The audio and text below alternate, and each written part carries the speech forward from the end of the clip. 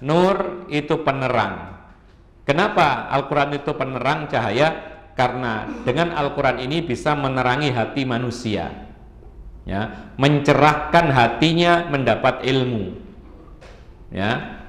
Jadi kalau orang itu hatinya ada nur berupa ilmu, maka dia tidak akan tersesat jalan baik dunia dan akhirat.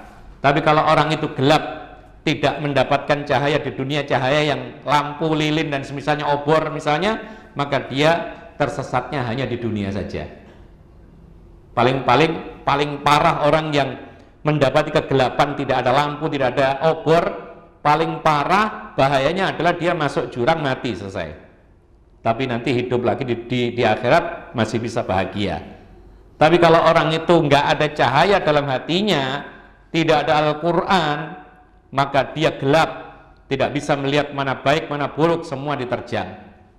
Ketika mati di dunia, dan pas itu mati, akhirnya dia disiksa di akhirat kelak karena dia banyak kesalahannya.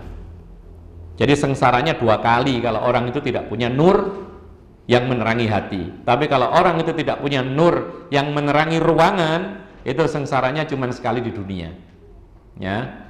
Makanya ini subhanallah, para ulama memberikan isyarat kepada kita, orang yang kesusahan di dunia tidak perlu gelisah.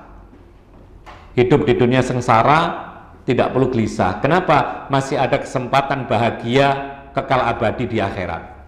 Makanya kalau kita sedang sengsara, kita sedang hidup susah, jangan sampai hidup yang susah ini mengantarkan susah dua kali. Lebih parah nantinya. Kalau bisa, ketika kita diuji dengan kesulitan hidup, jangan sampai ini membawa kesulitan yang kedua kali. Gunakan dengan ketaatan, sabar dan seterusnya, sehingga kita wafat meskipun di atas kesulitan dunia, kita berbahagia di akhirat kelak.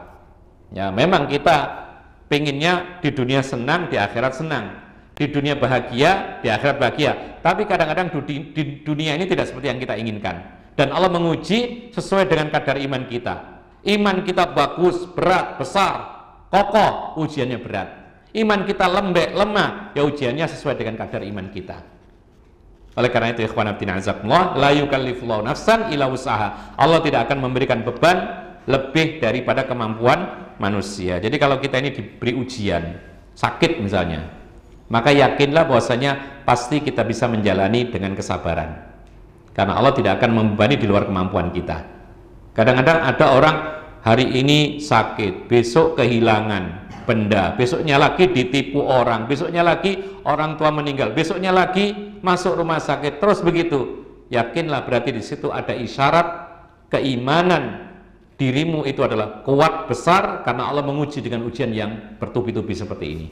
Dan kalau dia sabar, maka ini pertanda Allah mencintai dirinya. Karena Rasulullah sendiri mengatakan, innallaha idza ahabba qauman ibtalahum.